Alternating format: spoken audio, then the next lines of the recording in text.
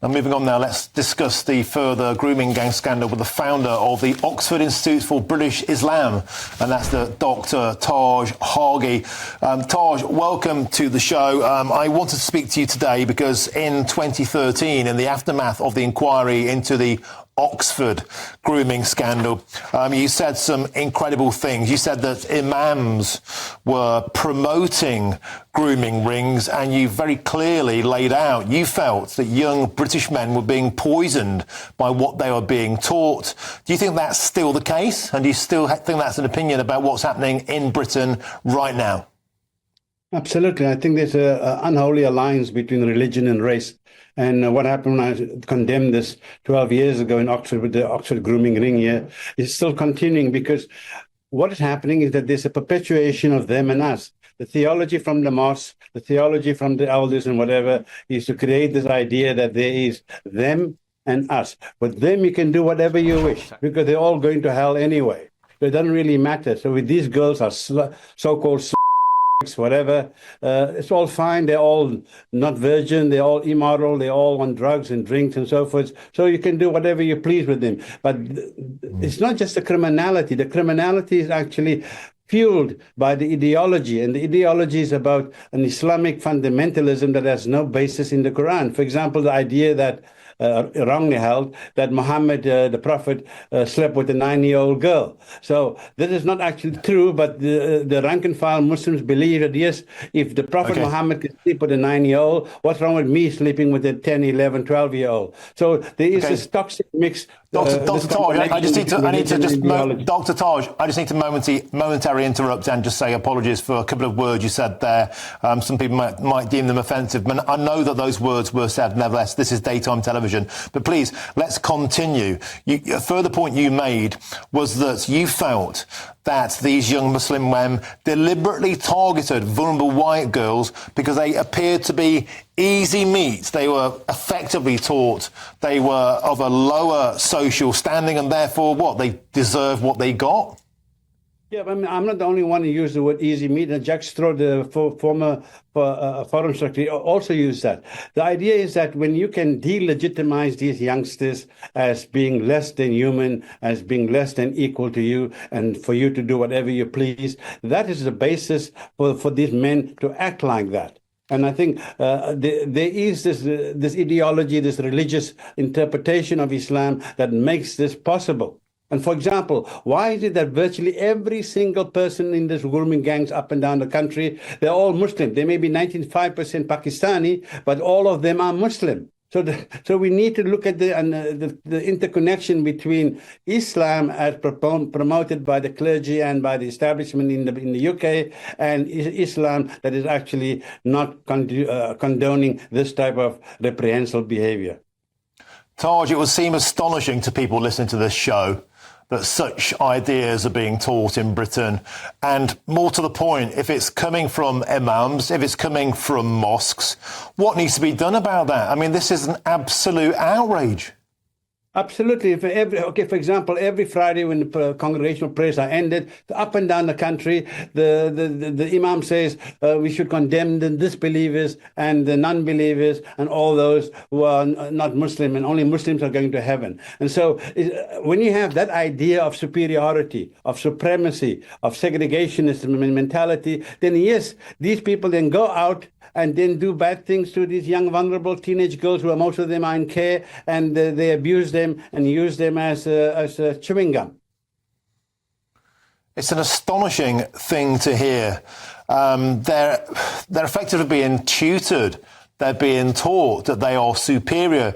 They have a free pass. They're clearly immoral behaviour by the law of British rule as being superseded by their own morality. Is that what you're saying? Yeah, they believe that they are alone going to heaven. For example, I met a Muslim man here in Oxford. He said that the Muslim rapist would go to heaven before a Christian person. Now, imagine that. I mean, I was just totally astounded that you could do this. Rape is an evil crime. It's a wicked thing, especially when you do this to young children. And I think we shouldn't give them a free pass. I think what's important is, yes, we should investigate the criminality of sexual grooming, rape gangs, but we should also look at the interlinkage between religion and criminality as far as Muslims are concerned. And once we do not address the toxic theology coming from the mosque and from the elders of the Muslim community, nothing much will change. Dr. Taj Hargey, may I ask you, with everything you've just said, and with the fact we've got live pictures now from the House of Commons, we're about to see, most likely, that the demand for an inquiry, a full national inquiry into Britain's shame, the rape gangs, will be voted down. With the benefit of your expertise, your knowledge, what you know is happening in British mosques, do you think we do need desperately an urgent inquiry into what's going on across towns, in particular investigating these mosques? Absolutely. I mean, we have over 50 towns, including Oxford, that's been where these rape grooming gangs have been operating. And unless we have inquiry now, yes, Sam, I listened to him today in Prime Minister's question. He's talking about a 7-year timeline. You don't need a 7-year timeline. You need to investigate just the idea of sexual grooming within these 50 towns or more, where Pakistani Muslims and others are the main perpetrators of these vile, dastardly crimes against young, vulnerable, innocent white British girls. I'm absolutely lost for words. I'm staggered. Thank you very, very much for joining us. Wow. That's the founder of the Oxford Institute for British Islam, and that's Dr. Taj Hargey. What do you say to that? I'm absolutely just lost for words. Should there be a national inquiry into the grooming gang scandal? That's a question that we put to MPs later this afternoon as the Speaker selects a Conservative amendment to hold a vote on this huge, huge issue. However, speaking at Prime Minister's questions earlier, Sir Keir Starmer reiterated his view there shouldn't be a national inquiry, saying that now was the time for action rather than further lengthy investigations. The Prime Minister is ordering his MPs to vote against the amendment by issuing the strongest whip, a 3-line whip. Now, for more on this, I'm joined in the studio by GB News' political editor, Chris Hope. Chris, welcome to the studio. An astonishing set of affairs. This is the story they all wanted to go away. It's been rolling on for years and years and years. It's front and centre of British politics, and I have to say, I think that's in no small part thanks to the work of Charlie Peters and GB News, and now we're heading towards a vote this afternoon. Tell us more. That's right. It's a big vote. It's a vote on a bill which is about children's well-being and schools. It deals with a wide range of issues, including limiting the cost of school uniforms for families on lower incomes. It also talks about not removing children from school if there's a risk, if they're taken out of school, if there's a risk from an abuser at home. So it's a wide-ranging bill. The Tories have attached their own amendment to that, and in there it includes a demand there should be a national public inquiry into the grooming scandal. The way politics works, though, if this amendment were to be accepted, it would sink the entire bill. It's a wrecking amendment, to use parliamentary language, and that's why Labour is going to be voting or whipping against it for that reason. But also, they're against having a public inquiry, and I think this will be a moment, a political moment, a line in the sand for some Labour MPs. They'll be stuck with this, having voted against a national inquiry when the election comes, and you can be sure the Tories will be seeking to exploit that. There was a withering exchange in a rather bruising Prime Minister's questions today. Kemi Badenoch called this one of the worst scandals in British history. Sir Keir Starmer, though, firing back, saying not once in 8 years did Kemi Badenoch raise this in the House of Commons. The fur was flying.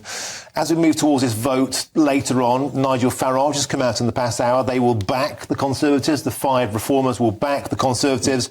How do you think this will go, though? It's going to get voted down. It will get voted down. It won't go through. It is performative politics. Yes. It won't happen. It won't force the government to have a national inquiry, because it won't go through.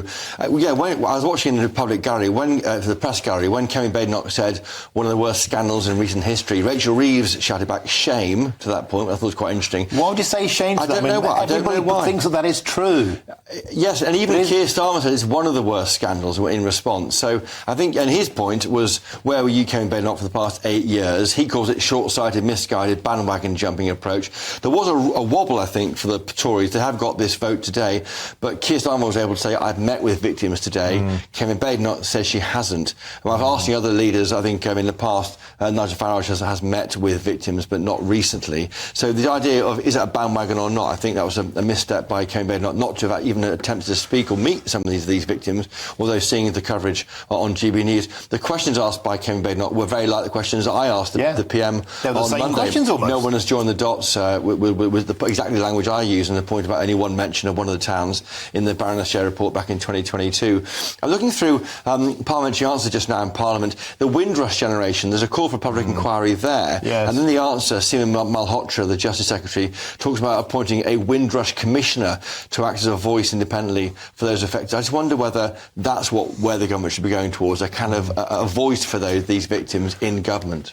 And let's just throw to a clip now earlier on, because Kemi Badenoch did read out, as you said, joining the dots. The fact that we keep making, that you keep making, you made in your question, was that only 4 of the towns were mentioned in the J report. 6 towns in the J report, but there are 44 that weren't. Correct. But Kemi Badenoch today did do a kind of roll call of shame, if you like, of Labour MPs expected to vote against this. Let's listen to that now.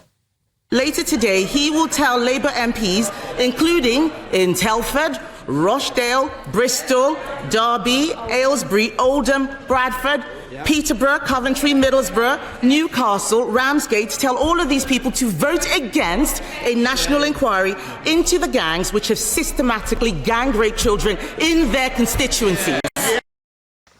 That's Kevin Badenoch there, listing those names, as in fact Robert Jenrick has done too. Yes. So I think on this issue, Jenrick, the challenger for the leadership, and Badenoch are on the same page. And in fact, Kevin Badenoch did sign off on that those quite striking remarks by Robert Jenrick on medieval cultures and the like over the weekend. The vote is at 7 p.m. tonight. I'm presenting Nigel Farage's show tonight. We'll have him on the show as well, talking about the result.